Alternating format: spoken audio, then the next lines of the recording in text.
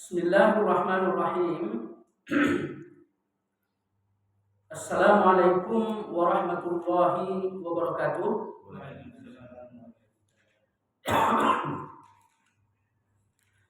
Alhamdulillahi rabbil alamin. Alladzi nahmaduhu wa nasta'inuhu wa nastaghfiruh. Wa na'udzu billahi min shururi anfusina wa min sayyiati a'malina. Man yahdihillahu fala mudilla lahu wa man yudlilhu fala hadiya lahu. Asyhadu an la ilaha illallah wahdahu la syarika lahu wa asyhadu anna Muhammadan abduhu wa rasuluhu la nabiyya ba'dahu. Qala Allah tabaraka wa ta'ala fi kitabil karim, a'udzu billahi minasy syaithanir rajim. Ya ayyuhalladzina amanu taqullaha haqqa tuqatih wa la tamutunna illa wa antum muslimun. Jamaah sekalian, bapak-bapak, saudara-saudara yang saya muliakan, kembali sama-sama kita ucapkan alhamdulillahirabbil alamin atas berbagai macam nikmat dan karunia yang telah diberikan kepada kita semua. Semoga saja dengan nikmat dan karunia tersebut kita pun dapat menyempurnakan ibadah kepada Allah Subhanahu wa taala. Karena seperti yang sering kita sampaikan, bahwa Allah Subhanahu wa taala memberikan nikmat tidak ada tujuan yang lain kecuali agar supaya kita lebih mudah untuk mendekatkan diri dan beribadah kepadanya. Maka apabila nikmat ini kita gunakan untuk ibadah kepada Allah, sesungguhnya inilah makna syukur. Dan kalau seandainya nikmat itu kita gunakan untuk maksiat kepada Allah, maka ini adalah merupakan pengkhianatan terhadap Allah Subhanahu wa taala.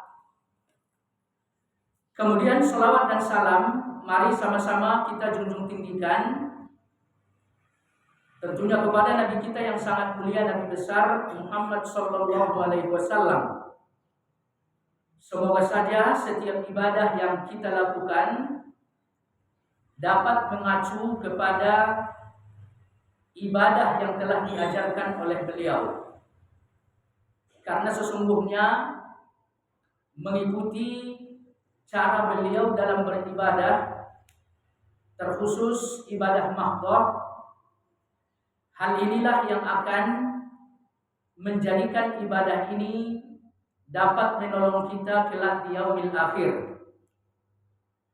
Karena seperti dijelaskan di dalam Al-Quran, bahwa pada saat nanti kita dihisab oleh Allah Subhanahu wa taala, Allah menghitung ibadah yang kita lakukan selama ini di atas dunia ini. Ternyata Nabi kita sallallahu alaihi wasallam pada saat itu dihadirkan sebagai saksi. Kalau seandainya ibadah yang kita lakukan disaksikan oleh Nabi benar-benar sesuai dengan apa yang diajarkan, maka ibadah inilah yang akan menjadi penyelamat bagi kita. Tapi kalau misalkan ibadah yang kita lakukan tidak disaksikan oleh Nabi, disebabkan karena tidak sesuai dengan apa yang diajarkan oleh beliau, maka ibadah seperti ini justru akan menjadi bumerang bagi kita sendiri. Nah, jemaah sekalian yang saya muliakan, kajian tafsir pada kesempatan yang sangat mulia ini, insya Allah kita akan memasuki ayat yang ke-46 dari surat Al-Baqarah. Allah Subhanahu wa taala berfirman, alladzina yadhunnuna annahum mulaqu rabbihim wa annahum ilaihi raji'un. Mereka itu adalah orang-orang yang meyakini bahwa mereka akan bertemu dengan Rabb mereka. Wa annahum ilaihi raji'un, dan bahwa mereka kepadanya lah dikembalikan. Jamaah sekalian, ayat yang mulia ini sesungguhnya merupakan penjelasan terhadap orang-orang yang khusyuk seperti pada ayat sebelumnya, di mana Allah Subhanahu wa taala mengatakan bahwa salat dan sabar adalah merupakan persoalan yang sangat berat. Illa alal khashiin, kecuali bagi orang-orang yang khusyuk. Nah, siapa yang dimaksud dengan orang-orang yang khusyuk tersebut? Nah, inilah yang akan dijelaskan oleh Allah di ayat yang sedang kita bicarakan. Nah, jemaah sekalian yang saya muliakan, ulama-ulama kita menafsirkan khusyuk sesungguhnya banyak sekali penafsiran yang dikutip oleh Imam Ibnu Katsir di sini, Pak ya.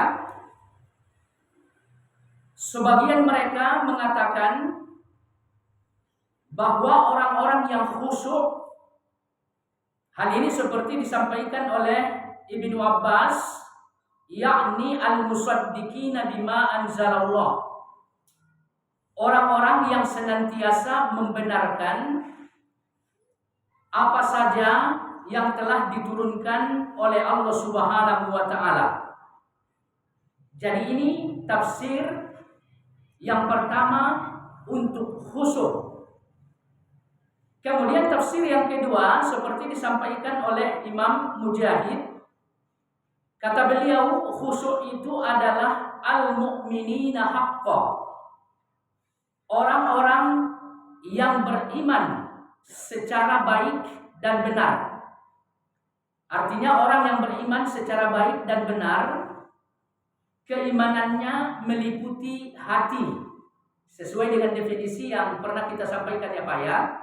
Jadi keimanan itu meliputi hatinya, kemudian meliputi ucapan-ucapannya, lalu kemudian meliputi perbuatan-perbuatannya. Jadi ini yang dimaksud dengan khusyuk seperti ditafsirkan oleh Imam Mujahid. Kemudian selanjutnya tafsir yang ketiga seperti disampaikan oleh Abul Aliyah. Kata beliau khusyuk itu adalah al-khaifin, orang-orang yang takut kepada Allah Subhanahu wa taala. Nah, jadi ini penafsiran beliau Pak ya. Orang-orang yang khusyuk adalah orang-orang yang takut kepada Allah Subhanahu wa taala. Kemudian selanjutnya penafsiran berikutnya seperti disampaikan oleh Imam Ibnu Hayyan. Beliau mengatakan bahwa khusyuk di dalam ayat ini maksudnya adalah al-mutawadhi'in, orang-orang yang tunduk, orang-orang yang merendahkan diri di hadapan Allah Subhanahu wa taala. Nah, jemaah sekalian, masih banyak penafsiran-penafsiran yang lain ya. Akan tetapi pada intinya di antara penafsiran-penafsiran yang kita sampaikan tadi tidak ada yang berbenturan. Artinya orang-orang yang beriman secara hak, ya mereka beriman juga kepada kitab yang diturunkan oleh Allah Subhanahu wa taala. Kemudian mereka juga adalah orang-orang yang senantiasa takut kepada Allah Subhanahu wa taala. Kemudian mereka juga adalah orang-orang yang senantiasa tunduk dan merendahkan diri di hadapan Allah Subhanahu wa taala. Jadi dengan demikian, penafsiran yang disampaikan oleh ulama-ulama kita terkait khusyuk sekalipun berbeda-beda, akan tetapi antara yang satu dengan yang lain saling mendukung ya Pak ya. Tidak ada benturan atau silang makna sebetulnya ya. Tidak ada perbedaan makna sebetulnya. Kemudian selanjutnya Allah Subhanahu wa taala akan menjelaskan orang-orang yang khusyuk itu seperti apa. Nah, kata beliau, orang-orang yang khusyuk itu adalah orang-orang yang yakin. Nah, kita lihat di dalam ayat yang mulia ini jemaah sekalian, bahwa Allah mengatakan alladzina yadhunnun. Mereka adalah orang-orang yang yakin. Yadhunnun sebetulnya kalau dalam bahasa ya Pak ya, ini kadang-kadang diartikan dengan apa namanya ya? 50-50. Ya, ragu ya, ragu. Jadi yadhunnun dalam bahasa Arab kadang-kadang diartikan dengan ragu-ragu. Cuman di dalam ayat yang mulia ini seperti disampaikan oleh Imam Ibnu Jarir At-Tabari ya Pak ya. Kata beliau, dhanna atau yadhunnun di sini diartikan dengan al-yakin, keyakinan yang mutlak. Kemudian selanjutnya, apabila kita lihat tafsir yang ditulis oleh Syekh Utsaimin, beliau juga menafsirkan yadhunnun di sini bukan ragu-ragu ya Pak ya, tapi apa kata beliau? Orang-orang yang yakin secara mutlak. Yatayaqanun. Ya Pak ya. Jadi orang-orang yang yakin. Kemudian selanjutnya jemaah sekalian, kita lihat di dalam ayat ini Allah Subhanahu wa taala menunjukkan keyakinan mereka 100% gitu Pak ya. Keyakinan mereka tuh mutlak. Hal ini kita lihat dari kalimat atau kata annahum, bahwasanya mereka. Jadi anna di sini dalam bahasa Arab berfungsi untuk taukid, menguatkan. Jadi orang-orang yang khusyuk itu yakin betul, yakin 100%. Itu fungsi dari anna. Nah, apa yang mereka yakini? Bahwa mereka akan bertemu dengan Allah Subhanahu wa taala.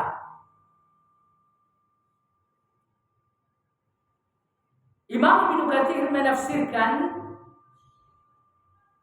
mulaku di dalam ayat ini, beliau mengatakan ya'lamuna annahum mahsyuruna ilaihi yaumal qiyamah. Mereka yakin betul dan sadar sepenuhnya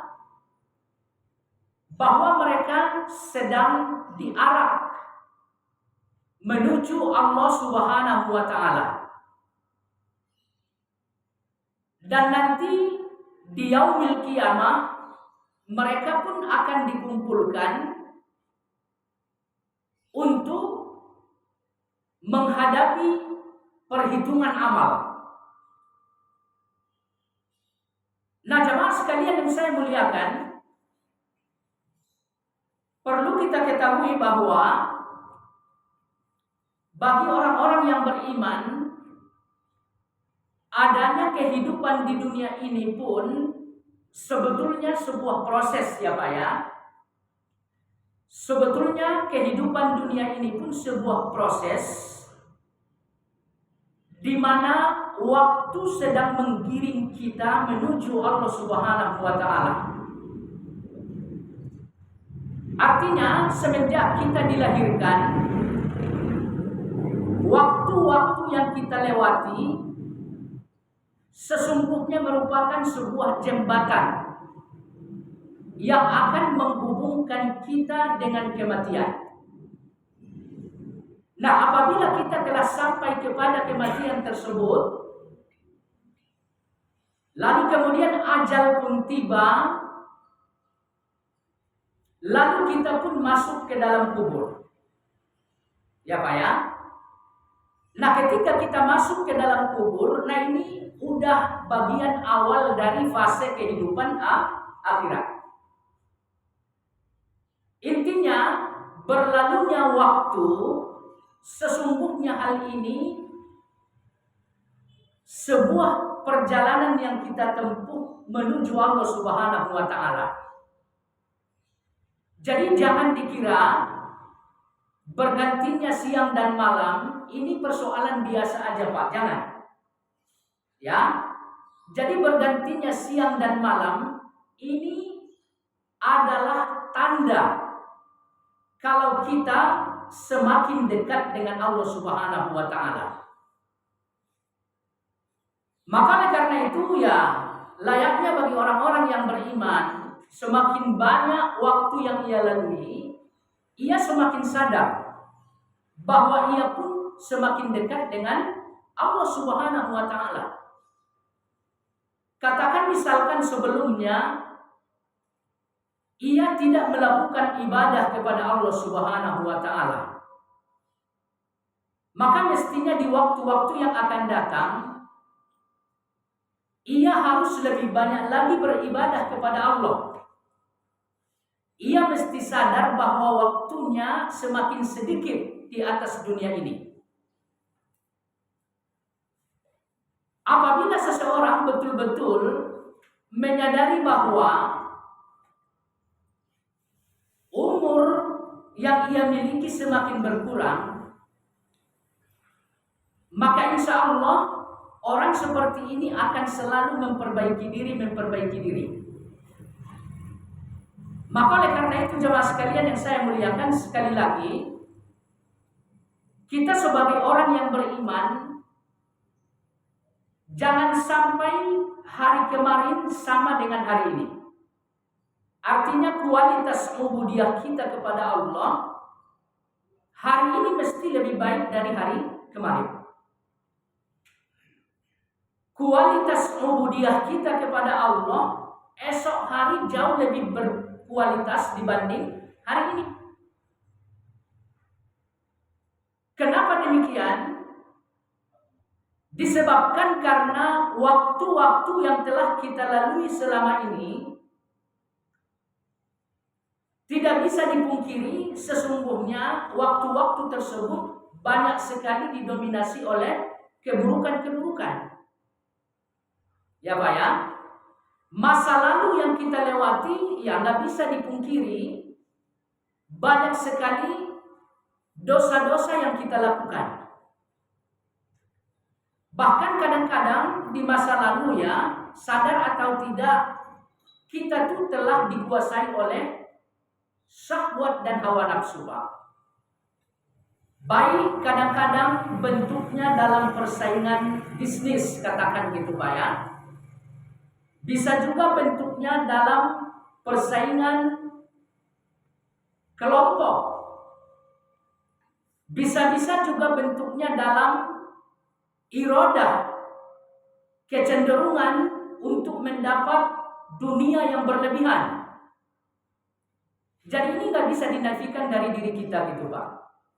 Nah, kita harus berusaha, ya ini semuanya mesti diperbaiki di waktu-waktu yang akan datang. Kenapa? Karena waktu yang akan datang, sesungguhnya keadaan itu akan akan mendekatkan kita dengan Allah Subhanahu wa taala. Jadi rugi sekali nanti kalau misalkan kita udah dekat dengan Allah, pertemuan udah di depan mata, sementara kondisi ibadah kita tidak semakin baik. Jadi wallahu alam, kita harus banyak berkaca kepada orang-orang solih terdahulu ya Pak ya.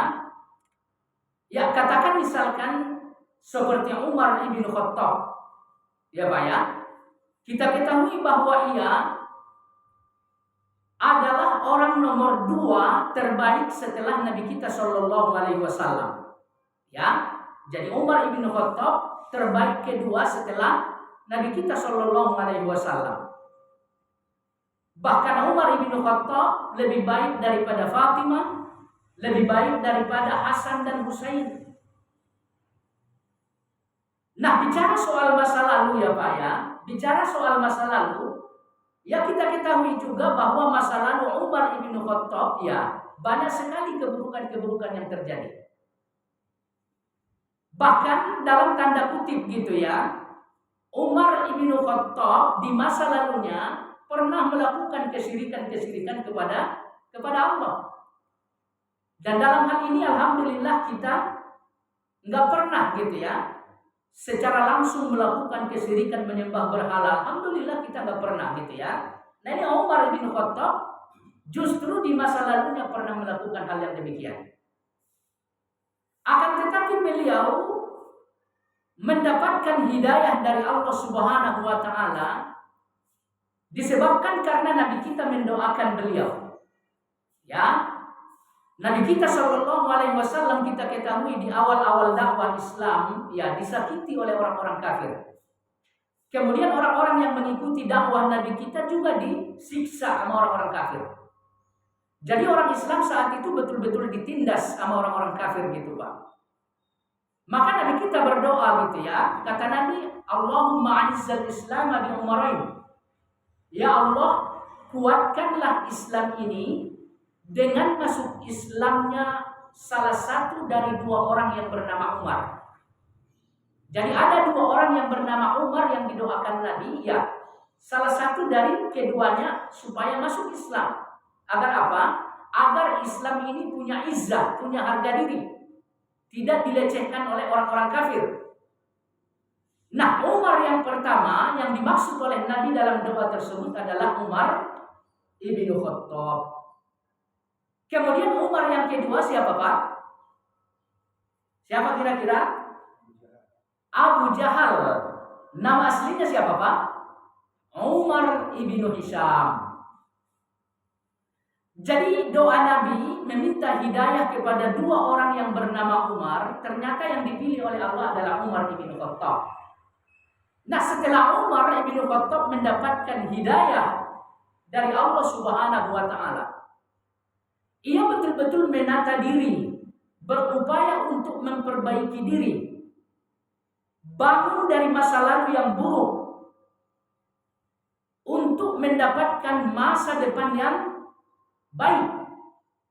Hingga pada akhirnya seperti yang kita sampaikan tadi Pak ya, beliau menjadi orang nomor 2 terbaik setelah Nabi kita Shallallahu Alaihi Wasallam. Contoh lain misalkan seperti Imam Al-Ghazali gitu Pak ya. Imam Al-Ghazali kita ketahui ya puluhan tahun berada dalam cengkeraman kesesatan. Beliau menganut pemikiran-pemikiran filsafat.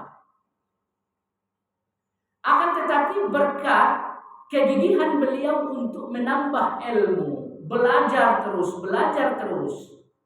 pada akhirnya Allah menurunkan hidayah sehingga ia meninggalkan dunia filsafat, lalu ia fokus mempelajari fikih Syafi'iyah. Lalu pada akhirnya jamaah sekalian, kita ketahui bahwa Imam Al-Ghazali termasuk salah satu pembaharu dalam mazhab Syafi'i. Imam Al-Ghazali adalah tokoh yang sangat diperhitungkan di kalangan mazhab Syafi'i. Artinya ulama-ulama seperti Imam Al-Ghazali atau sahabat seperti Umar ibn Khattab, mereka sama dengan kita gitu loh Pak. Bicara soal masa lalu, ya banyak sekali persoalan-persoalan yang tidak baik yang menimpa kita gitu ya. Cuman sahabat Umar, Imam Al-Ghazali, di waktu-waktu yang akan datang dalam kehidupan mereka, mereka mampu untuk memperbaiki diri. Lalu bagaimana dengan kita? Ini persoalannya Pak. Apakah kita mampu lebih baik hari ini dibanding kemarin? Apakah kita mampu besok lebih baik dari hari ini? Nah, mestinya ini yang kita upayakan. Kenapa? Karena semakin lama waktu kita lewati, pada hakikatnya kita pun semakin dekat dengan Allah Subhanahu wa taala. Pada hakikatnya pertemuan dengan Allah pun semakin dekat. Kemudian selanjutnya, kelak di yaumil akhir, saat kita bertemu dengan Allah Subhanahu wa taala, seperti dikatakan oleh Imam Ibnu Katsir di sini Pak ya, mu'raduna alaihi. Amalan-amalan yang kita kumpulkan di atas dunia ini akan ditampakkan di hadapan kita. Ya Pak ya. Jadi pada saat kita dihisab, apapun amalan yang kita lakukan semasa hidup di dunia ini akan ditampakkan oleh Allah Subhanahu wa taala. Bahkan kalau kita lihat di dalam ayat-ayat yang lain gitu ya, Allah mengatakan, "Faman ya'mal mithqala dzarratin khairan yarah." Barang siapa yang melakukan kebaikan sekalipun sebesar biji dzarrah, ia pasti akan melihat itu nanti saat ditampakkan oleh Allah Subhanahu wa taala. Dan sebaliknya, barang siapa yang melakukan keburukan-keburukan mithqala dzarrah, sama Pak ya, sekalipun hanya sebesar biji dzarrah, ya ia akan melihat keburukan itu saat nanti ditampakkan oleh Allah Subhanahu wa taala. Jadi Allah Subhanahu wa taala mengabadikan catatan kebaikan dan catatan keburukan kita di dalam kitab yang ditulis oleh malaikat Raqib dan Atid. Bahkan di dalam ayat Al-Quran Allah jelaskan kitabun marqum. Catatan amal itu ditulisnya dengan marqum. Yang dimaksud dengan marqum, kalau kita lihat dalam bahasa Indonesia Pak ya, seperti prasasti. Jadi catatannya itu nggak bisa hilang. Ya Pak ya, nggak bisa hilang, timbul gitu Pak, ya, nggak bisa dihapus. Kemudian selanjutnya, ini semuanya tersimpan rapi,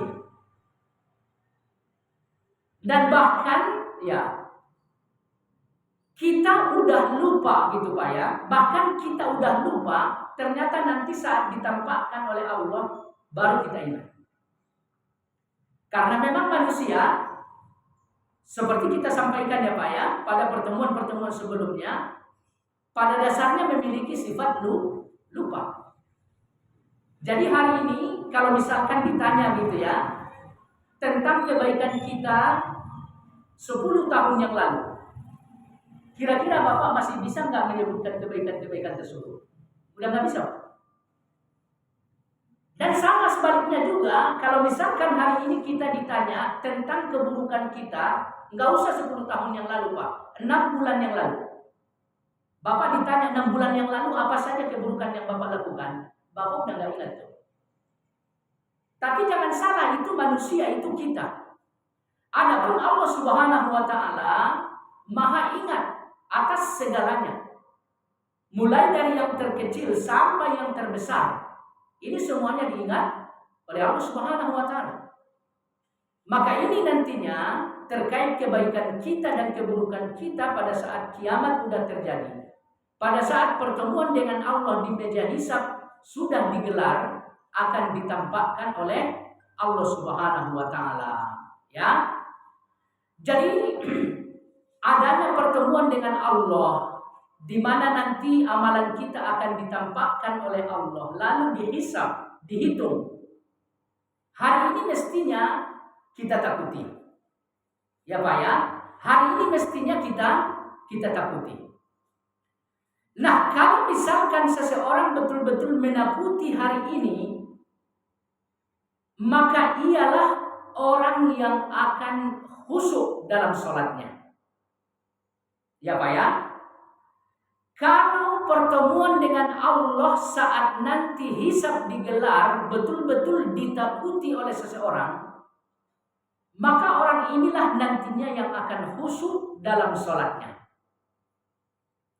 Kemudian yang kedua, orang ini jugalah yang nantinya akan merasa mudah untuk melakukan sholat dan ibadah-ibadah yang lain. Ya Pak ya. Jadi jangan salah, rasa takut terhadap sesuatu kadang-kadang bisa membuat kita merasa ringan atau merasa enteng atau merasa mudah. Kira-kira yakin gak Pak? Jadi kalau dalam keadaan takut, kadang-kadang ketakutan ini bisa membuat kita merasa mudah untuk melakukan sesuatu. Ya contohnya analoginya Pak ya, misalkan kita dikejar anjing, lalu kita takut sekali sama anjing tersebut, lalu di depan ada pagar setinggi 1 meter, ini kadang-kadang kita nggak sadar langsung loncat aja gitu ya. Lalu dalam keadaan normal, kenapa ya kok bisa saya loncatin gitu? Jadi kalau dalam keadaan normal nggak bisa gitu ya. Tapi kalau dalam keadaan takut ada aja tuh ya kejadian-kejadian yang di luar logika kita, ya ternyata kita bisa gitu loh. Nah ini menunjukkan apa? Perasaan takut terhadap sesuatu akan menyebabkan kita mudah untuk melakukan hal yang lain. Nah sholat pun demikian gitu Pak ya. Di ayat sebelumnya Allah katakan lakabiroh, sangat berat, kecuali bagi orang-orang yang khusyuk. Ternyata orang-orang yang khusyuk itu ya mereka takut akan pertemuan dengan Allah nanti. Mereka takut kepada Allah saat amal ibadah mereka dihisab. Gara-gara takut inilah sehingga menjalankan sholat itu akan menjadi mudah bagi mereka. Nah jamaah sekalian yang saya muliakan, ya secara khusus di dalam ayat sebelumnya Allah berbicara tentang sholat ya Pak ya. Dan kita ketahui bahwa hisab yang pertama pun nantinya adalah sholat. Dan bahkan di dalam hadis Nabi kita mengatakan kalau hisab sholatnya telah bagus, maka urusan-urusan yang lain itu akan bagus, akan dipermudah oleh Allah. Tapi kalau misalkan urusan hisab sholat ini bermasalah, ya udah urusan-urusan yang lain pun akan dipersulit oleh Allah Subhanahu wa Ta'ala. Nah, jemaah sekalian yang saya muliakan,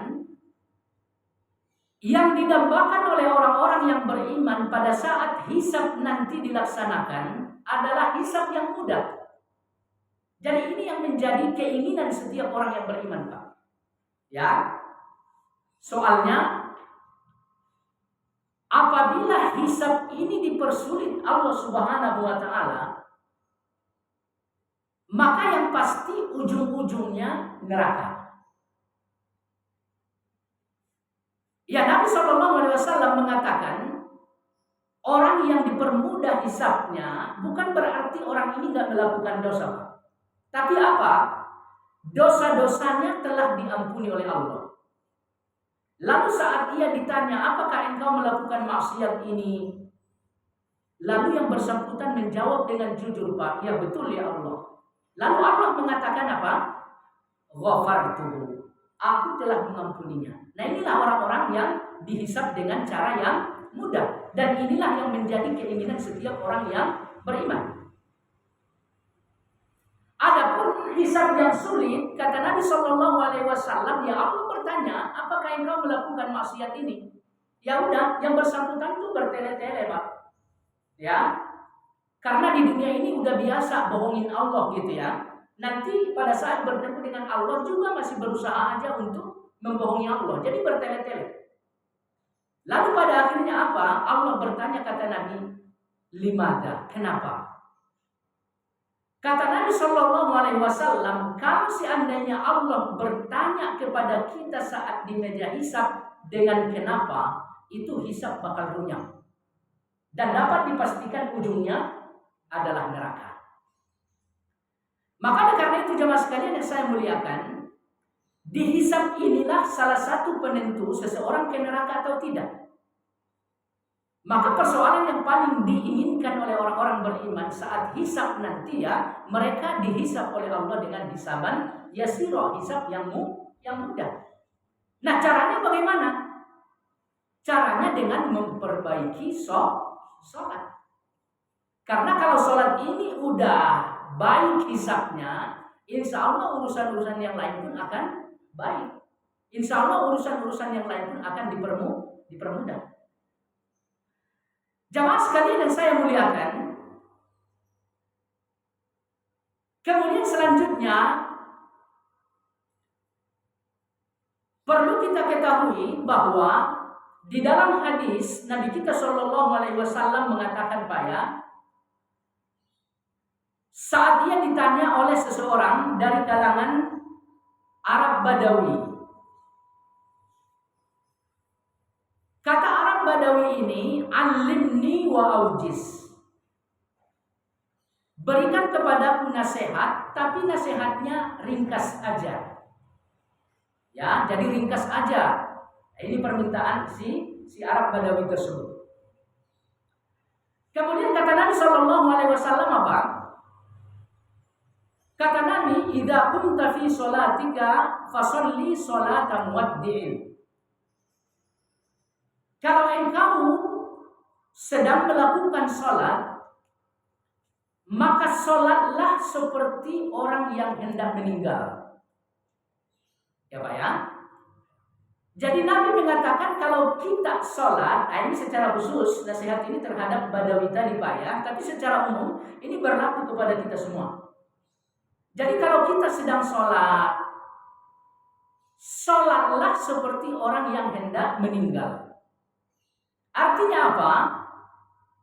Artinya kita tidak mungkin khusyuk dalam sholat kita kalau kita nggak ingat ama kematian. Kalau kita nggak ingat bahwa nanti kita akan dihadapkan kepada Allah Subhanahu wa Ta'ala. Kalau misalkan kita nggak ingat kalau nanti sholat itu adalah ibadah yang pertama kali dihisab, ya udah, kita nggak bakal bisa khusyuk dalam menjalankan sholat tersebut. Maka karena itu jemaah sekalian yang saya muliakan, ini yang pertama yang mesti diupayakan ya Pak ya, supaya kita khusyuk dalam sholat. Ingat, nggak lama lagi kita akan mati. Ingat, setelah kita mati kita akan bertemu dengan Allah. Ingat, yang pertama kali dihitung nanti di hadapan Allah adalah sholat. Ini yang kita upayakan. Insya Allah dengan hal ini kita akan dapat khusyuk dalam sholat kita. Kemudian selanjutnya jemaah sekalian yang saya muliakan, seperti dalam penafsiran khusyuk yang tadi kita jelaskan ya Pak ya,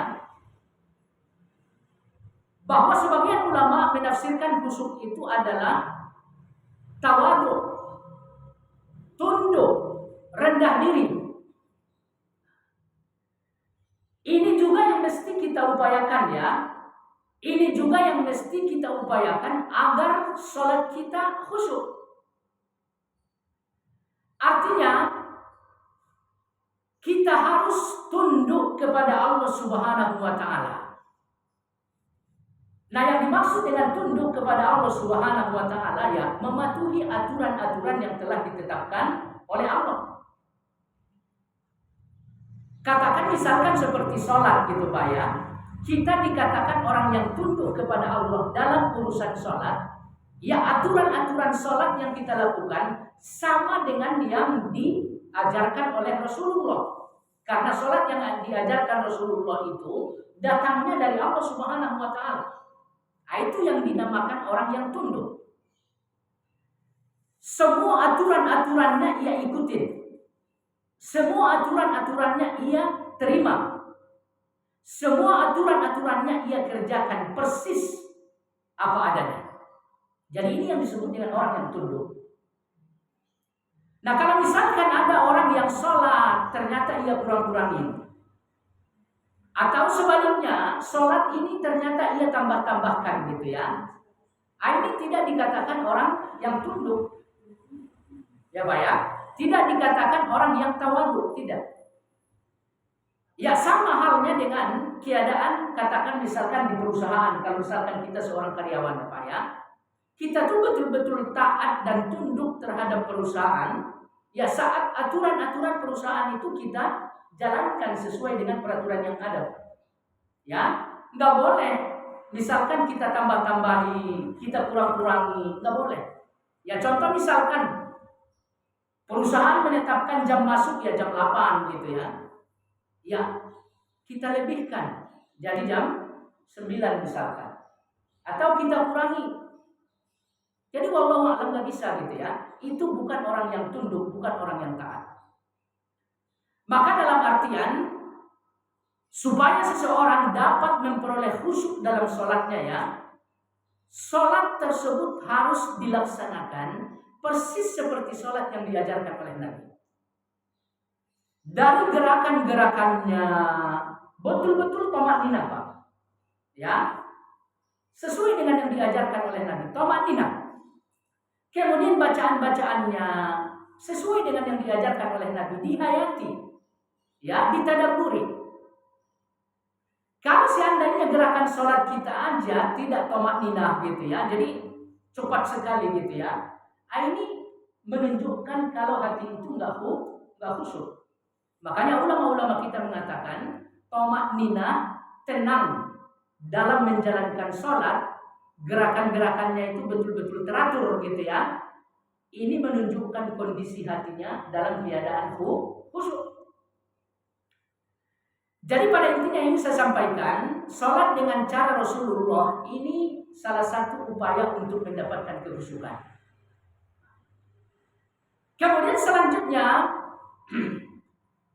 orang-orang yang betul-betul tawadhu kepada Allah Subhanahu wa Ta'ala, ia rendah diri di hadapan Allah.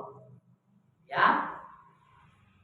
Ia tidak pernah menyombongkan diri di hadapan Allah Subhanahu wa Ta'ala. Karena perlu kita ketahui bahwa orang yang sombong tidak akan tunduk terhadap aturan. Ya Pak ya. Itu pasti tuh. Jadi orang yang sombong itu selalu kebal dengan hukum, kebal dengan aturan. Ya contoh misalkan kita ketahui banyak orang yang nyogok kasusnya supaya ia nggak dihukum gitu loh Pak. Ya, jadi ada kasus. Nah ini disogok nih petugas hukum supaya ia tidak terhukum. Nah ini orang-orang yang nyogok ini jangan salah, ini orang sombong. Ya Pak ya, ini orang sombong. Kenapa? Karena harta yang ia miliki, ia gunakan untuk menabrak hukum. Itu sombong itu. Ya Pak ya. Jadi apapun kelebihan yang kita miliki, kalau itu kita gunakan untuk menabrak hukum, itu kesombongan. Ya, apalagi yang ditabrak itu hukum Allah. Ini kesombongan yang nyata gitu ya. Jadi wallahu a'lam, orang yang sombong itu pasti tidak mau diatur oleh hukum. Maka orang-orang yang sombong apabila sholat pun, ya sholatnya nggak akan sesuai dengan apa? Nggak akan sesuai dengan aturan-aturan yang semestinya Pak. Ya. Kemudian selanjutnya orang yang sombong pada saat sholat ya nggak butuh terhadap Allah. Ya. Jadi sholat ini ia lakukan hanya sebatas apa namanya? Ya sebatas nggak enak sama orang mungkin. Atau mungkin juga sholat ini ia lakukan untuk mendapatkan pujian dari orang. Jadi bukan Allah yang ia tuju gitu loh. Ya. Jadi jemaah sekalian yang saya muliakan, inilah beberapa hal yang mesti kita upayakan agar kita khusyuk dalam sholat ya. Yang pertama tadi apa? ingat bahwa kita akan wafat. Kemudian ingat bahwa kita akan bertemu dengan Allah di meja hisab. Kemudian ingat bahwa sholatlah ibadah yang pertama kali dihisab. Kemudian tunduk dan patuh terhadap aturan yang ada. Lalu jangan membawa hati yang sombong.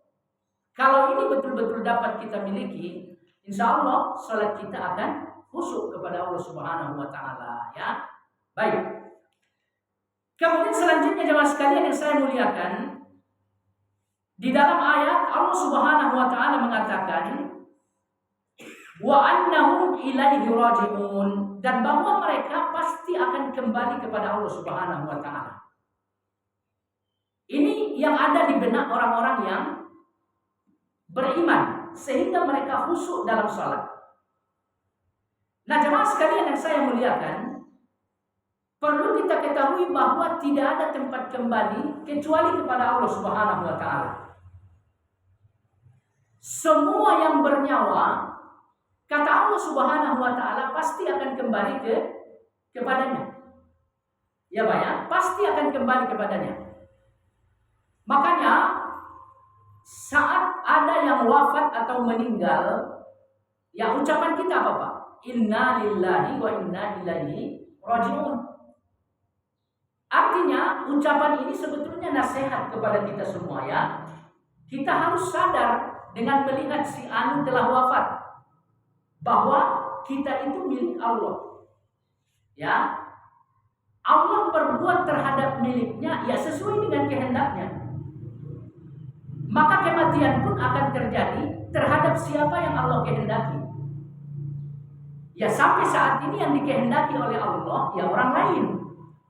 Tapi jangan salah, apabila waktunya tiba, ya kehendak Allah itu jatuh kepada kita. Nah ini mesti kita sadari, kita pahami. Nah jemaah sekalian yang saya muliakan, ya semuanya akan dikembalikan kepada Allah Subhanahu wa Ta'ala. Ya, akan dikembalikan kepada Allah Subhanahu wa Ta'ala. Wa inna ilaihi raji'un. Kita semua kembali kepada Allah Subhanahu wa Ta'ala. Nah setelah kita kembali kepada Allah Subhanahu wa Ta'ala, apa yang bermanfaat Pak? Apa yang bermanfaat? Enggak ada lagi yang bermanfaat kecuali apa? Amal ibadah yang kita lakukan.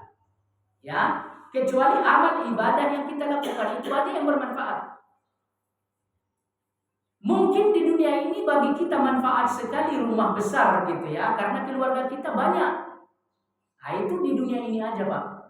Setelah kembali kepada Allah, bagi Bapak cukup lubang berapa meter Pak?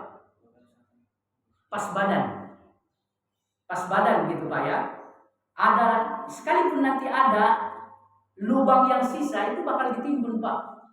Pada akhirnya Bapak pas badan aja di liang gitu ya. Ini bekas galian ini ditimbun lagi. Nah itu yang Bapak butuhkan setelah Bapak berpindah ke akhirat. Mungkin di dunia ini kita butuh kendaraan gitu kan ya, untuk ya kerja, untuk mencari maisha dan lain-lain gitu ya. Nah kita harus sadar bahwa kendaraan ini kita butuhkan semasa kita di dunia ini aja Pak. Ya. Di dunia ini kita butuh makan dan minum, ya ini hanya sebatas di dunia ini aja Pak. Adapun nanti setelah kita diwafatkan oleh Allah, nggak ada cerita makan pagi, makan siang, makan malam, nggak ada lagi Pak. Nah setelah kita pindah ke tempat yang sempit tadi, di bawah, di kolong bumi ini gitu ya, di sana yang dibutuhkan adalah amal, yang dibutuhkan adalah ibadah. Makanya karena itu ya, di dalam rumah usahakan untuk ibadah kepada Allah. Karena bukan rumahnya yang bakal kita bawa, tapi amalan kita di rumah itu yang bakal kita bawa ke akhirat nanti Pak. Kita punya kendaraan, gunakan untuk hal-hal yang baik. Gunakan untuk mendatangi kajian, untuk mencari maisha, untuk pokoknya kebutuhan-kebutuhan yang mengandung kebaikan. Karena ini kebaikan inilah yang akan kita bawa. Adapun kendaraannya cuma fasilitas saja, nanti bakal kita tinggal itu. Kemudian makan dan minum. Nah ini kebutuhan kita di dunia ini gitu ya. gunakanlah makan dan minum ini sebagai apa? Sarana untuk beribadah kepada Allah Subhanahu wa taala.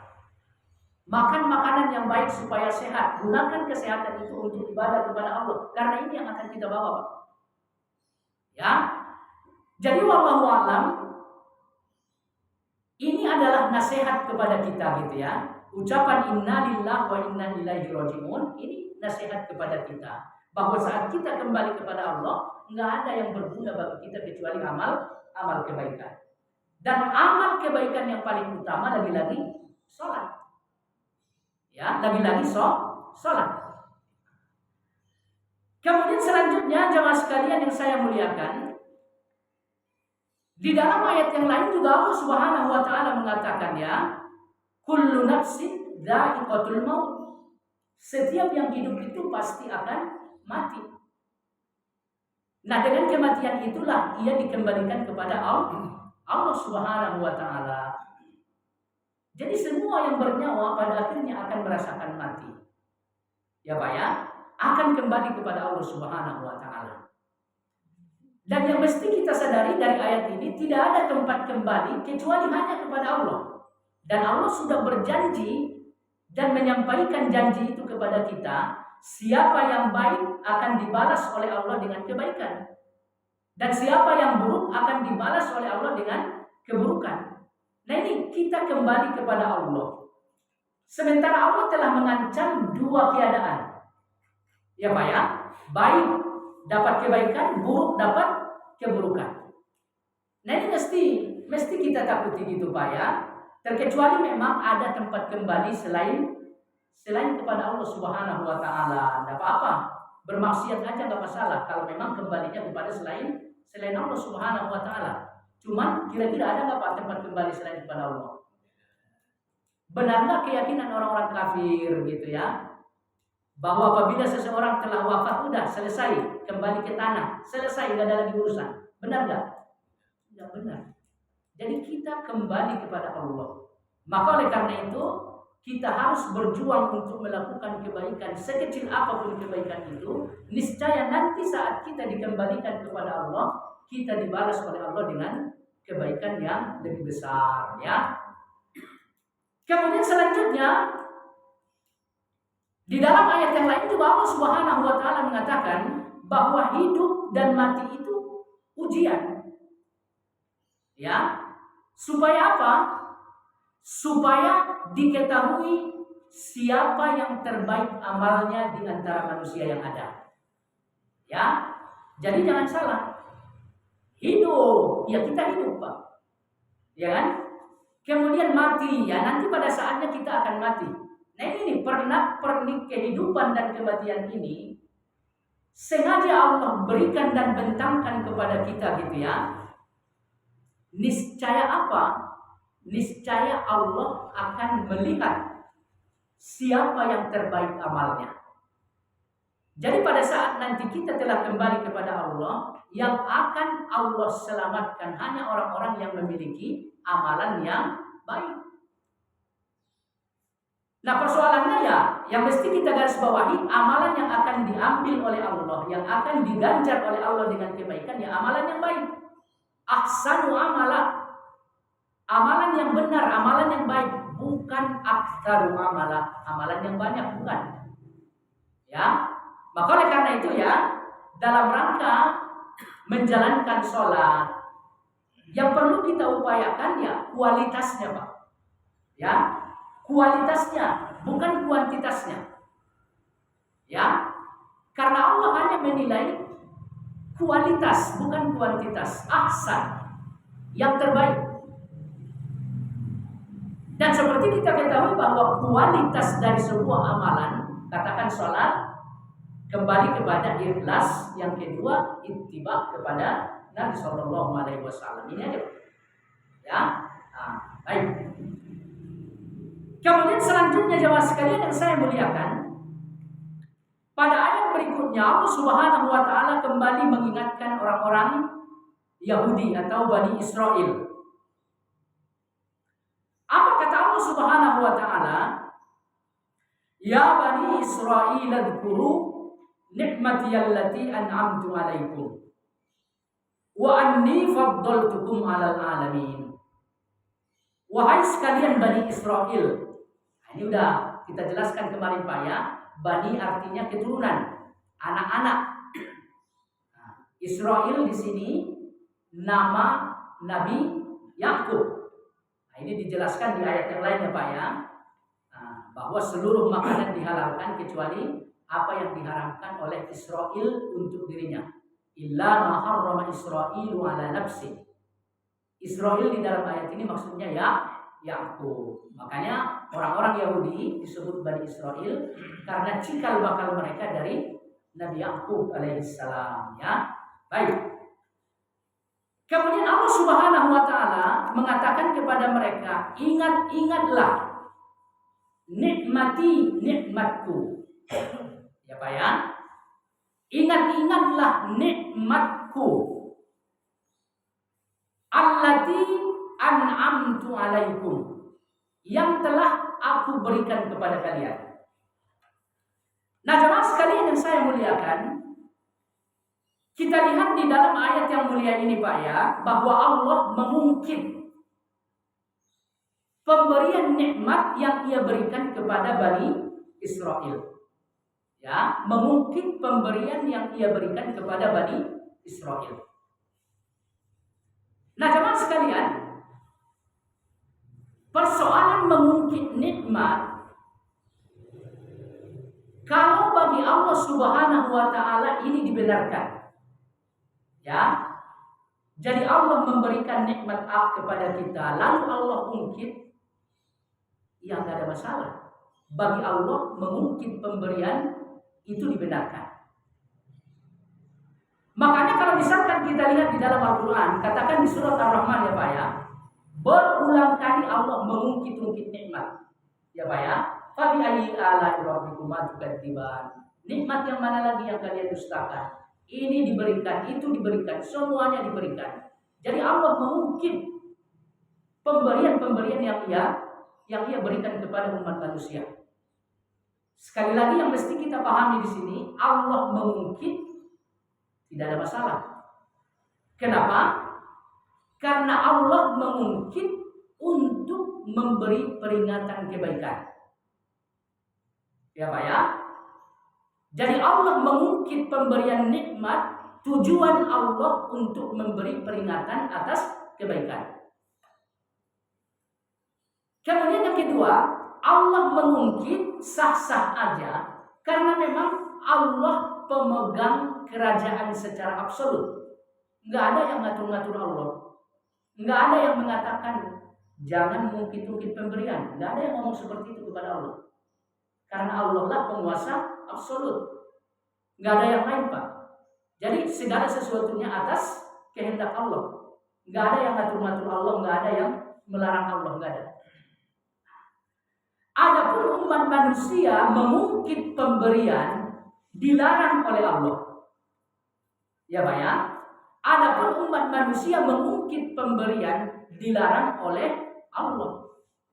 Karena apa? Karena manusia itu hamba.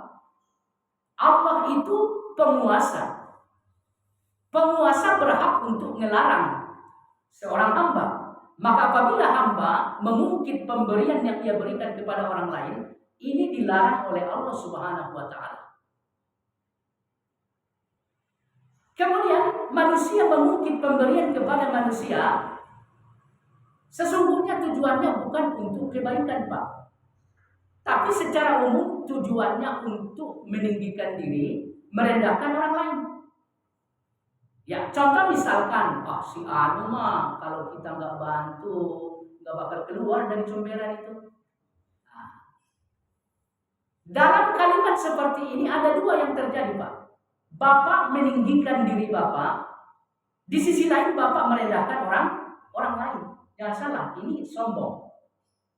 Jadi manusia mengungkit pemberian yang ia keluarkan kepada orang lain. Nah ini terlarang karena tidak ada tujuan yang baik dalam masalah itu. Ya Pak ya. Akan tetapi Allah Subhanahu wa taala dibenarkan melakukan hal itu karena tidak ada yang mengatur Allah. Tidak ada yang melarang Allah, tidak ada yang memerintahkan Allah. Kemudian Allah menyampaikan hal itu semata-mata untuk menyampaikan kebaikan. Maka karena itu ya Pak ya, Allah Subhanahu wa taala punya nama yaitu Al-Mannan. Ya.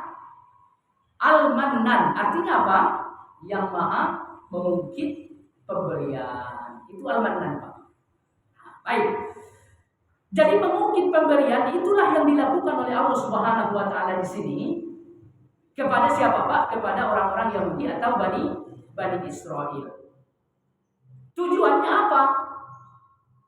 Agar supaya mereka beriman kepada Nabi kita Shallallahu Alaihi Wasallam, beriman kepada kitab Al-Quran, ayat-ayat yang sebelumnya kita pelajari Pak ya, wa aminu bima anzaltu musaddiq sampai selanjutnya gitu ya. Jadi ini yang dimaksud oleh Allah sehingga ia mengungkit-ungkit nikmat supaya Bani Israel beriman kepada Rasulullah, beriman kepada kitab Al-Quran. Kemudian mereka mau menjalankan apa? Sholat. Kemudian mereka mau menunaikan zakat. Allah motivasi mereka, Allah ingatkan mereka dengan apa? Dengan nikmat yang sudah diberikan selama ini. Nah, jemaah sekalian yang saya muliakan, apabila kita hendak beribadah pun, ya Pak ya, kita harus berangkat dari kesadaran bahwa Allah telah memberikan nikmat yang banyak kepada kita. Artinya, kita harus beribadah kepada Allah dengan kesadaran terhadap rububiyah Allah. Bisa dipahami nggak Pak maksudnya? Di tahapan pertama, tauhidkan namanya apa? Rububiyah. Di tahapan kedua, tauhid tersebut adalah uluhiyah. Nah ini nih Pak, tauhid uluhiyah ini maksudnya apa? Kita beribadah kepada Allah. Ya, sholat itu tauhid uluhiyah tuh. Zakat, tauhid uluhiyah. Kita menjalankan ibadah untuk mengagungkan Allah, itu uluhiyah. Nah, motivasi kita untuk menjalankan uluhiyah ini harus berangkat dari rububiyah. Saya sholat karena saya telah mendapatkan rububiyah dari Allah. Apa saja rububiyah itu? Secara umum, rububiyah itu adalah nikmat yang Allah berikan kepada kita. Yang pertama apa? Kita dihidupkan oleh Allah. Ini rububiyah yang pertama Pak. Kita harus meyakini bahwa Allah lah yang menghidupkan dan mematikan. Kita bersyukur tuh telah dapat nikmat berupa kehidupan dari Allah Subhanahu wa taala. Jadi karena Allah menghidupkan kita ya, kita harus uluhiyah, ibadah kepada Allah dalam arti kita bersyukur atas nikmat yang diberikan yaitu kehidupan. Kemudian apalagi rububiyah yang lain, Allah yang maha memelihara ciptaannya. Allah memelihara itu dengan apa? Dengan memberikan nikmat kepada mereka. Kemudian dengan memberikan aturan hukum kepada mereka. Itu cara Allah untuk memelihara kita, Pak. Ya, Allah memberikan nikmat untuk memelihara kita ya, contoh makan dan minum. Kalau misalkan Allah nggak memberikan makan dan minum, kira-kira kita terpelihara nggak? Enggak, Pak. Hitungan hari udah lewat. Allah memberikan nikmat udara kepada kita. Ini dalam rangka memelihara kita. Ya, kita menghirup udara oksigen. Itu nikmat, Pak. Nah, nikmat ini Allah berikan dalam rangka memelihara kita. Kemudian Allah memberikan nikmat-nikmat yang lain. Itu tujuannya agar kita terpelihara. Kemudian Allah memelihara juga dari sisi aturan-aturan gitu ya. Ya Allah buat aturan supaya kita terpelihara. Contoh misalkan Allah haramkan membunuh sehingga kita selamat. Coba misalkan tidak ada keharaman untuk membunuh orang lain, bisa-bisa nggak kehitung orang yang mati dalam satu detiknya berapa, Pak? Kalau misalkan membunuh itu tidak dilarang. Jadi aturan-aturan yang Allah buat itu ya untuk memelihara kita. Contoh misalkan Allah buat aturan untuk melakukan sholat. Ya Pak ya. Allah perintahkan kita sholat. Nah dengan sholat itulah kita akan mendapatkan pemeliharaan dari Allah Subhanahu wa Ta'ala. Makanya di ayat sebelumnya wasta'inu, minta bantulah kepada Allah dengan apa? Sabar dan sholat. Artinya kalau kita sholat, kita akan mendapatkan bantuan dari Allah, akan mendapatkan pemeliharaan dari Allah Subhanahu wa Ta'ala. Kemudian kemarin juga sudah kita sampaikan, kalau kita sholat, kita akan terpelihara dari fahsya dan mungkar. Jadi inilah yang dilakukan oleh Allah untuk memelihara kita. Jadi pada intinya, saat kita beribadah, kita juga harus sadar betul bahwa Allah telah memberikan nikmat yang banyak kepada kita. Maka oleh karena itu Pak ya, maka oleh karena itu seperti yang sudah pernah kita sampaikan di sini ya, ikhlas itu menjadi syarat utama kan supaya ibadah kita diterima ya. Kapan seseorang bisa ikhlas? Imam Ibnu Qayyim Al-Jauziyah mengatakan, apabila ia melakukan sesuatu billahi walillah. Ia sholat ini ikhlas atau tidak? Akan ikhlas apabila ia lakukan billahi walillah. Ia lakukan dengan Allah, kemudian untuk Allah. Dengan Allah itu maksudnya apa Pak? Ya dengan Allah, ia awali, ia lakukan motivasinya untuk sholat itu ya Allah gitu loh. Saya sholat karena saya sudah dapat nikmat banyak dari Allah. Saya sholat karena saya dihidupkan sama Allah. Saya sholat, saya dipilih oleh Allah sebagai orang beriman. Jadi Allah yang menjadi motivasi. Ya Pak ya, ini orang yang ikhlas seperti ini Pak. Kemudian lillah, Allah yang menjadi orientasi. Paham kan maksudnya ya? Jadi ikhlas itu berangkat dari orientasi, berangkat dari motivasi, berakhir dengan orientasi. Itu ikhlas. Ya.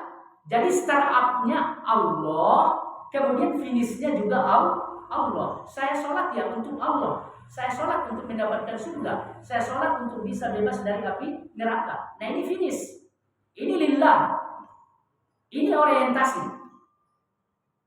Jadi jamaah sekalian yang saya muliakan, ini yang mesti kita pahami di sini Pak ya.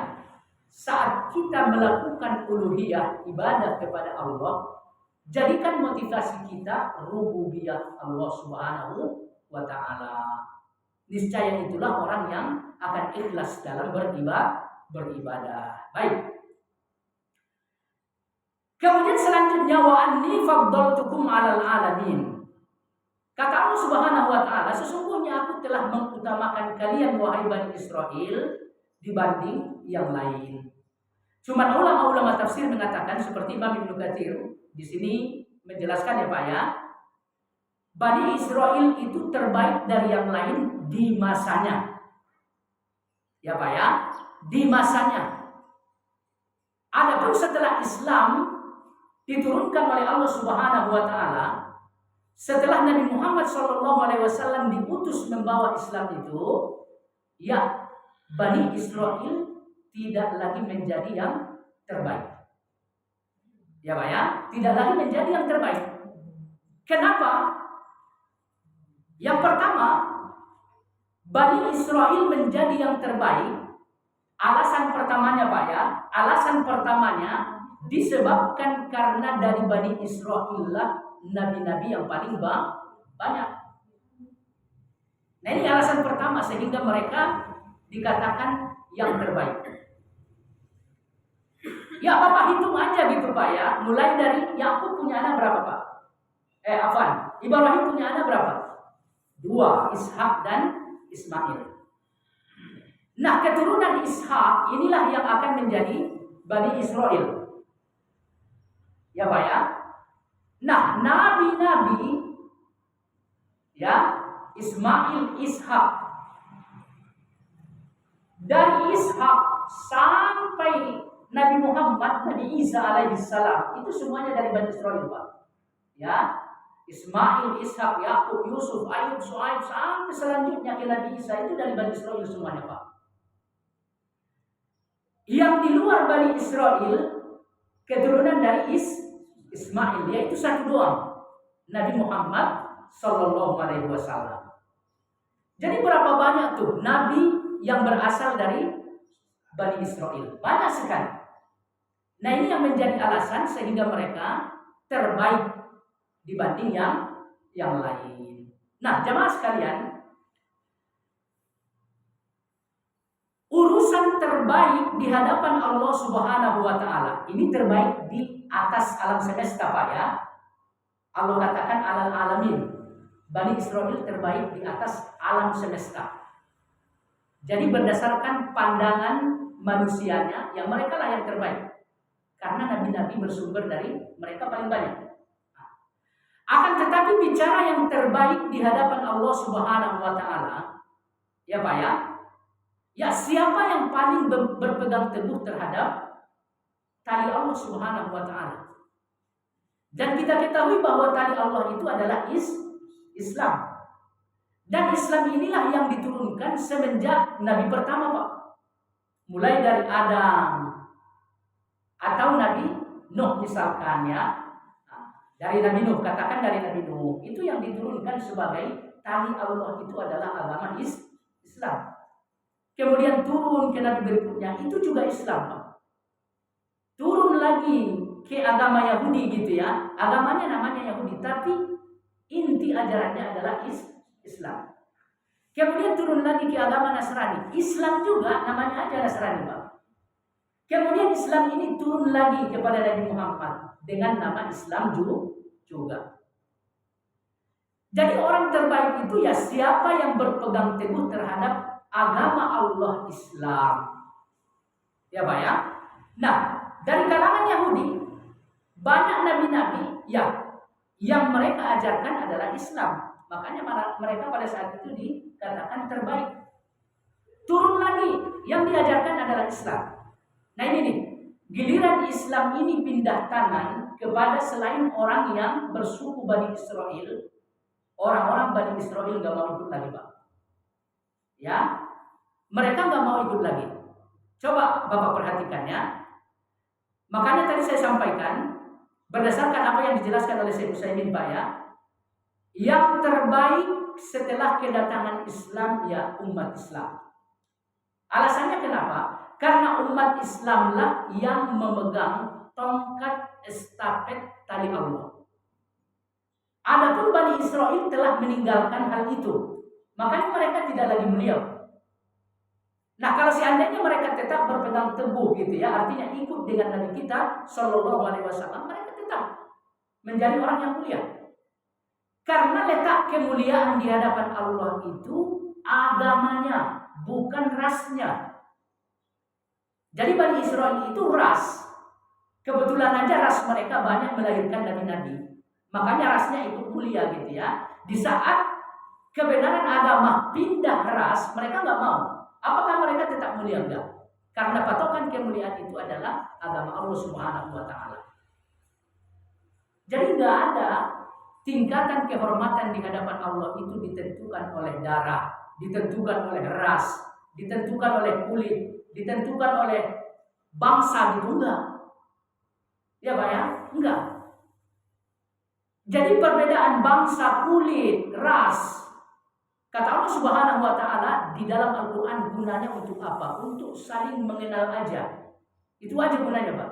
Makanya Allah katakan wa ja'alnakum syu'uban wa qabaila lita'arafu. Kami jadikan kalian berbangsa-bangsa, berkabilah-kabilah. Warna kulit bangsa ini beda, bangsa yang lain lagi gitu ya. Ini fungsinya apa? Lita'arafu, untuk saling mengenal. Itu aja fungsinya, Pak. Bukan untuk mencapai kemuliaan. Nah, bicara soal mencapai kemuliaan, apa jalannya? Ras bukan, darah bukan, bangsa bukan. Kata Allah Subhanahu wa taala, "Inna akramakum indallahi atqakum." Yang paling mulia dan paling berharga di sisi Allah adalah orang yang paling bertakwa di antara kalian. Ini.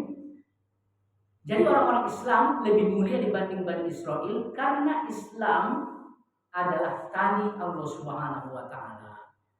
ketakwaan kepada Allah, itulah Islam. Nah, ketakwaan ini menjadi ukuran mulia atau tidaknya seseorang, bukan ras, bukan yang lain. Jamaah sekalian, tadi kita katakan ya Pak ya, Umar bin Khattab. Saya mau nanya, kalau kita lihat dari garis darah, kira-kira ada nggak hubungan darah antara Umar dengan Nabi kita? Nggak ada. Nggak ada ya. Bahkan satu suku aja Pak. Adapun nenek moyangnya ya berbeda gitu ya. Kalau Nabi kita kan Bani Hashim, Umar beda lagi gitu ya. Jadi nggak ada sangkutan darah antara Umar dengan Nabi kita, nggak ada. Kemudian Abu Bakar juga sama Pak, nggak ada sangkutan darah dengan Nabi kita Sallallahu Alaihi Wasallam. Ya. Tapi persoalannya yang paling mulia pertama dan kedua adalah Abu Bakar dan Umar bin Khattab. Coba Bapak lihat Fatimah. Kira-kira ada hubungan darah dengan Nabi? Kenapa bukan Fatimah yang menjadi terbaik nomor satu? Hasan dan Husain ada hubungan darah dengan Nabi. Kenapa bukan Hasan Husain yang menjadi nomor 2 dan nomor 3? Malah Umar dan Uthman. Jadi nggak ada cerita kemuliaan dalam agama kita dibangun berdasarkan kabilah, darah, nasab, bangsa, dan yang lain-lain. Nggak ada Pak. Semata-mata kemuliaan dalam agama berkaitan dengan urusan ketakwaan. Makanya ada sekali di zaman seperti sekarang masih ada aja orang yang menggembar-gemborkan saya keturunan Nabi Muhammad, kakek saya gitu ya. Berharap dihormati, dimuliakan. Sebetulnya nggak ada yang salah kalau hanya sebatas cinta. Jadi kalau memang mereka benar keturunan Nabi ya wajib kita cintai Pak.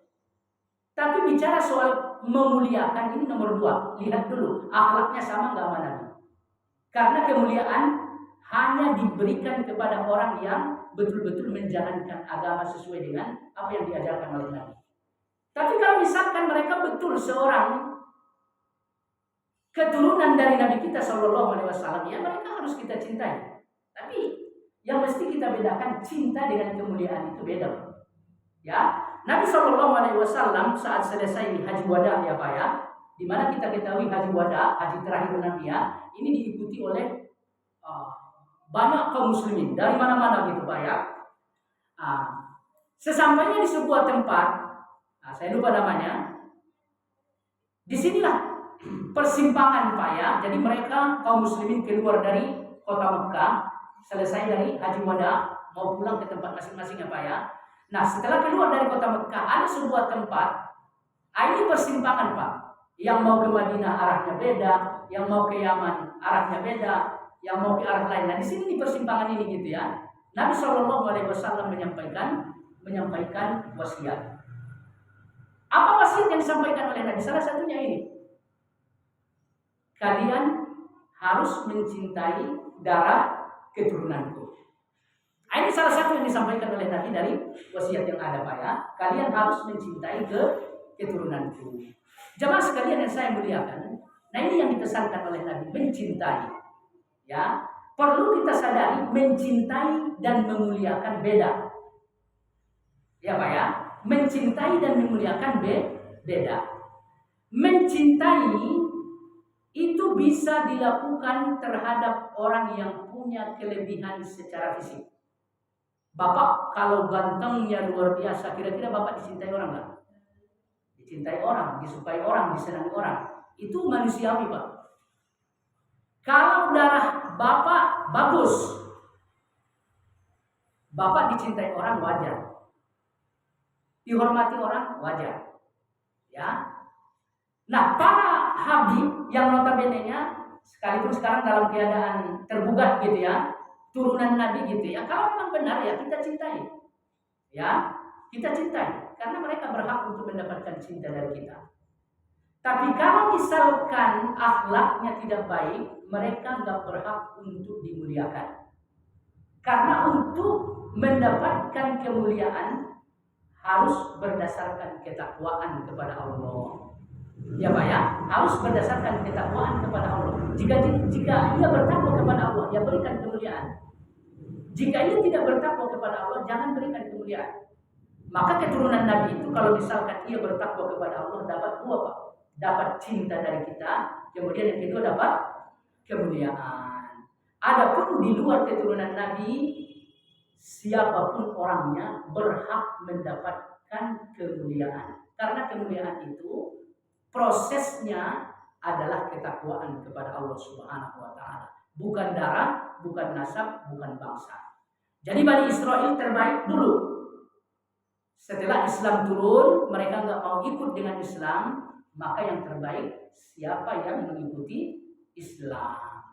Jamaah sekalian, udah kelewat jauh ya. Intisari yang bisa kita ambil dari ayat ini, yang pertama, banyak-banyak mengingat mati Pak. Ya, banyak-banyak mengingat mati. Mengingat mati ini akan mempermudah kita untuk melakukan amalan yang sulit. Itu yang pertama. Ya Pak ya. Kemudian akan menjadikan kita khusyuk dalam apa? Dalam ibadah-ibadah yang ada. Ya, katakan misalkan sholat, insya Allah khusyuk. Kalau Bapak betul-betul ingat sama mati. Makanya pesan Nabi tadi terhadap Badawi apa? Kalau kamu sholat, sholatlah seperti orang yang hendak meninggal. Ini yang pertama Pak ya. Kemudian yang kedua, mengingat mati. Ingat sama mati aja itu udah ibadah Pak. Ya, kita ketahui bahwa seorang mukmin harus mendapatkan pahala yang banyak. Ternyata salah satu sumber pahala ingat ama mati aja Pak, ingat doang gitu ya, ingat ama mati aja itu udah ibadah kepada Allah Subhanahu wa taala. Kenapa? Karena Nabi memerintahkan Pak. Ya, Nabi memerintahkan aksiru dzikra hadimal ladzat. Banyak-banyaklah mengingat pemutus kenikmatan dunia. Apa itu pemutus kenikmatan dunia Pak? Mati. Nah Nabi perintahkan supaya kita banyak-banyak mengingat mati, menjalankan perintah Nabi, kira-kira jadi ibadah atau bukan? Ibadah. Maka kalau kita ingat doang gitu ya sama mati, udah tercatat pahala di sisi Allah. Insyaallah ya. Baik. Kemudian intisari kedua, ikhlaskan amal. Ya Pak ya, ikhlaskan amal. Karena ikhlas itu syarat pertama supaya amalan diterima. Cara untuk ikhlas bagaimana? Sesuai dengan ayat ini tadi Pak ya. Beribadahlah karena Allah dan beribadahlah untuk Allah. Kemudian yang terakhir, raihlah kemuliaan di sisi Allah, bukan di hadapan manusia Pak. Ya. Caranya bagaimana? Perbaiki ketakwaan kepada Allah dan berpegang teguh kepada tali Allah, yaitu agama Islam. Karena kemuliaan di sisi Allah bukan diukur berdasarkan nasab, berdasarkan bangsa dan yang lain-lain. Ya, kira-kira Bapak bisa nggak bertakwa? Bisa Pak. Bapak bisa nggak menjaga iman? Bisa. Bapak bisa nggak mengikuti Nabi? Bisa. Jadi siapapun kita berpeluang besar untuk mendapatkan yang termulia di hadapan Allah. Karena siapapun kita bisa bertakwa. Bahkan nggak usah kita Bilal bin Rabah. Ya Pak ya. Kalau dilihat dari prestise keduniaan, Bapak lebih baik, jauh lebih baik dibanding Bilal. Bilal bukan orang merdeka Pak. Budak sahaya, dia turatur, nggak punya hak, ya nggak punya hak asasi gitu Pak, nggak ada, ya. Jadi hamba sahaya, nah, itu Bilal tuh Pak. Kemudian dari sisi darah, apa darah Bilal mulia? Enggak, namanya budak, ya darahnya hina, ya Pak ya, darahnya hina. Kemudian dari sisi kulit, hitam sekali. Kalau Bapak masih manis gitu ya. Kalau Bilal ya hitam banget gitu ya. Kemudian selanjutnya di kota Mekah pendatang Pak. Gak ada keluarga satu pun, gak ada keluarga, pendatang. Jadi dibeli oleh majikan orang Mekah. Kemudian dia ada di Mekah. Jadi gak ada keluarga, gak ada apa gitu. Jadi secara status sosial Bilal itu jauh lebih rendah dibanding kita sekalipun gitu Pak ya. Tapi nyatanya sekalipun demikian latar belakang beliau, Beliaulah yang dibicarakan oleh Allah di dalam ayat inna akramakum indallahi atqakum. Yang paling mulia di antara kalian di sisi Allah, yang paling bertakwa. Ayat ini ditujukan kepada siapa? Kepada Bilal bin Rabah. Bilal seorang hamba sahaya, jadi mulia di hadapan Allah. Ya Pak ya? Itu satu. Kemudian Nabi kita sendiri komentar sama Bilal gitu loh. Saat Nabi kita berisra mi'raj, Nabi mendengar apa? Suara sendal, gesekan sendal di surga. Nabi hafal betul suara gesekan sendal Bilal. Nah, itu Nabi tuh kalau berteman Pak. Kalau kita kan namanya aja sekarang ingat besok lupa. Ya kan? Ah lupa namanya siapa ya? Ah itu kita tuh padahal temanan. Ya. Nabi tuh kenal sama temannya nggak cuma nama, sifat dan sebagainya, sampai gesekan sendalnya Nabi tahu. Gesekan sendal Nabi kenal. Pas waktu Isra Mi'raj Nabi mendengar, oh ini suara sendal Bilal. Sampai di kota Madinah ditanyakan langsung sama Bilal. Begini Bilal. Coba Bapak lihat. Bilal siapa? Ternyata suara gesekan sendalnya sudah sampai di surga gitu ya. Jadi wallahu alam, kita semua pun berpeluang menjadi yang terbaik di sisi Allah. Karena apa? Enggak ada yang menghalangi kita untuk bertakwa kepada Allah. Apa sih yang menghalangi kita untuk bertakwa kepada Allah? Pemerintah enggak. Pemerintah memberikan kebebasan sepenuhnya dalam urusan beragama. Enggak ada Pak yang menghalangi kita. Yang menghalangi kita hanya ini aja. Syahwat, nafsu, syaitan. Masalahnya ya di diri kita gitu ya. Oleh karena itu berupayalah untuk ikhlas kepada Allah. Karena orang yang ikhlas akan dibantu oleh Allah untuk mengalahkan syaitan, mengalahkan syahwat, sehingga ia betul-betul dapat istiqomah dalam menjalankan setiap ibadah yang diperintahkan oleh Allah kepadanya. Demikian yang bisa disampaikan, insya Allah bermanfaat. Kita tutup dengan kafarah majelis. Subhanallah. Astagfirullah wa atubu. Assalamualaikum warahmatullahi wabarakatuh.